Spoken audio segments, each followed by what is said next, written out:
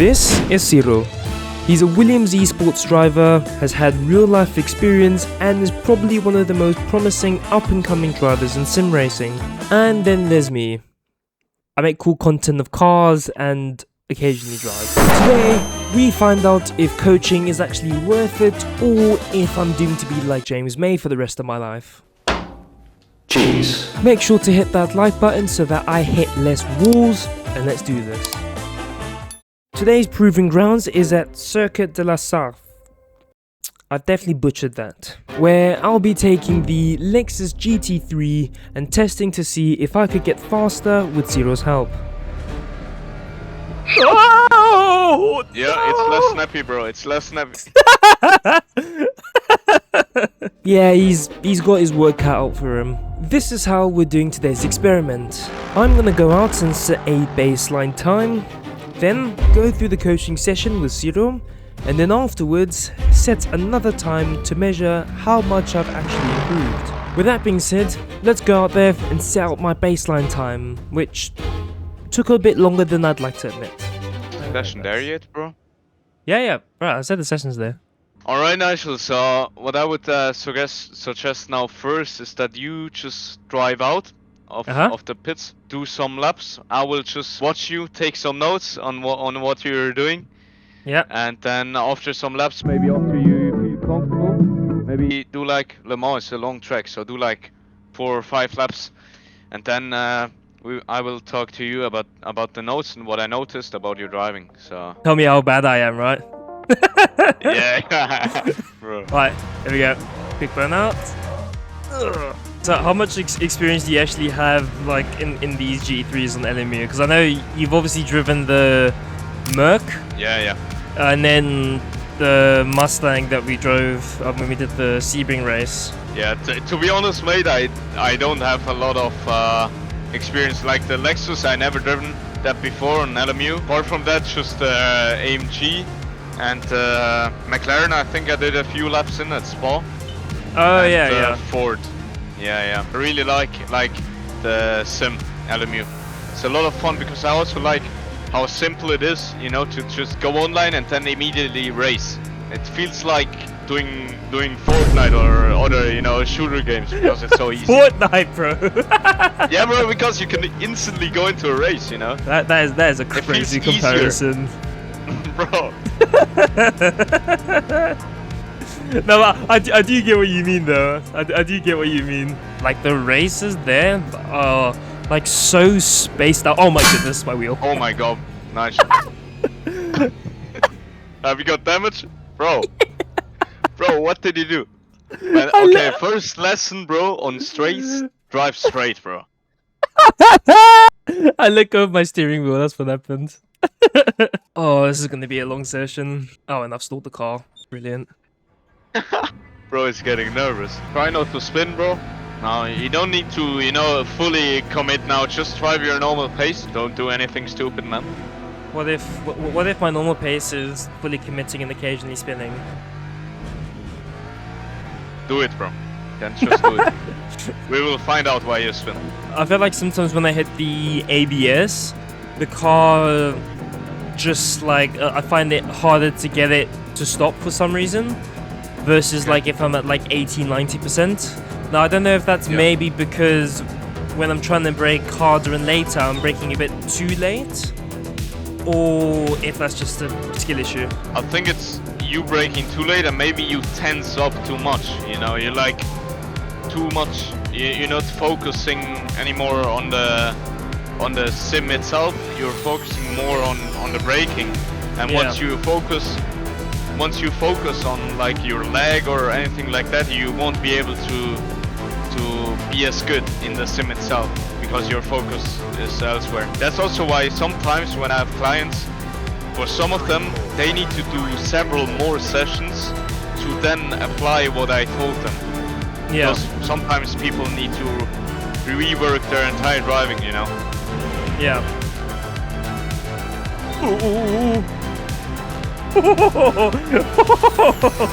That was insane.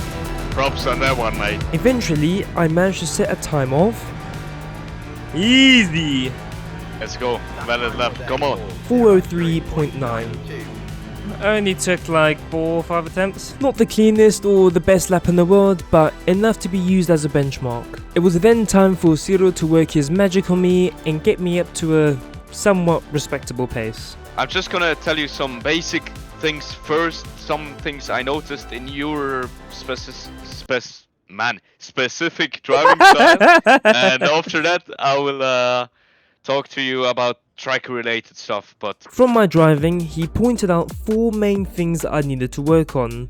Prioritizing exits, stop doing maintenance throttle, which refers to when you go into a corner, not carrying enough speed and trying to rectify that by going on the throttle mid-corner. The other 2 were braking with more commitment and stop forcing the car into understeer. you creep into the corner just a bit before the actual turn-in. You know, you see what I'm saying? You're trying Okay. to get to the right, and now you steer. Here, exactly same. You're kind of creeping into the corner before. You see what I mean? Yeah. Kind of going to left, and then you start steering. You can run the left curb fully. And here, did you realize something? Pushed my car out wide and everything. Yeah. Yeah. And That's something a lot of people do. Like when they realize that they are not where they want to be and the car is just understeering, they're trying to add more steering to it, but this will actually make the problem worse. What you should do in this situation is just lift a bit from the throttle and try to get the car's control again. But at this point you're steering too much again after the apex, so same thing you did in turn 6. Yeah. You're trying to get the car to rotate, but you're actually already at the limit of grip. The last point was actually something I didn't realize I was actively doing. I was slamming on the brakes and drifting towards the corner, which would overload the front tires and cause understeer. Rather, making sure I was braking as straight as possible and then turning in later, carrying more speed and also getting the car rotated easier. But after my coaching session with him, it was time to get back on track to set another lap and to see if I had learned anything and if Siro's coaching had actually worked. This is it. This is the lap. Oh, never mind. Okay, fine. Guess that's not the lap. Alright, I'm gonna jump into a normal session then. Yeah, the session ended, so I had to jump into another one, but I made sure to set the temps exactly how they were in the previous session so that we could get a fair comparison. I think we already beat it, but we can definitely go faster. That was a bad lap. Right.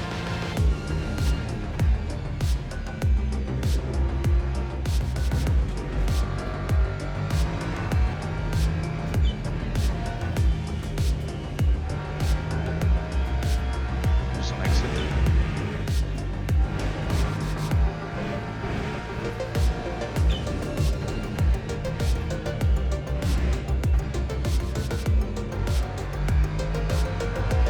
Wasn't ideal, but at least no maintenance throttle. True. Could have used a bit more curb there on the entry on the right side and on the left side, but it's good.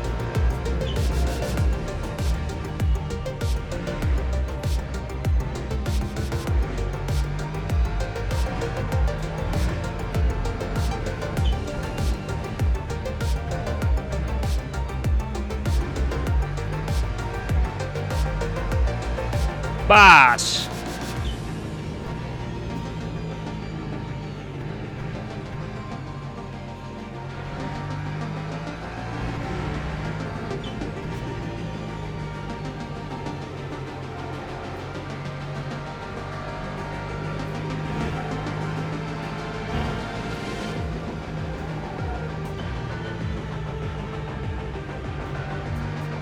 It's on the exit here.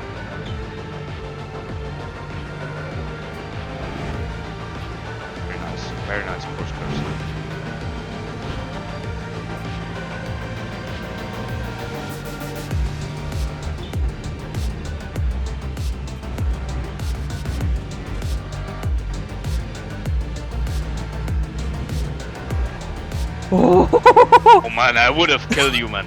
Oh my, Oh, let's go, wow. man. That is Let's go. huge improvement. It's like 2 seconds. 401.3. A whole 2.6 seconds faster than my first lap. Siro's coaching had turned some toasted sim racing content creator into the next Max Verstappen. 56, bro. What? Holy crap, bro. What the hell? Okay, maybe not, but I was faster, and also I was learning better driving habits, which in the long run would help a lot. Sometimes a big misconception is that you only need coaching if you're planning on becoming a pro or some sweaty basement dweller. But actually, for the average Joe like me, it's actually quite beneficial. I personally find that if you're faster and you're making less mistakes, you actually end up enjoying yourself more, which is the whole point of this hobby. Thank you guys so much for watching to the end. I do really appreciate it, and big shout out to Siro as well for taking the time to coach me and also use his channel for a few minutes. And make sure to go check out his coaching page and book a session with him as well. Lastly, make sure to subscribe. It's free and it helps out a lot. Until then, take care.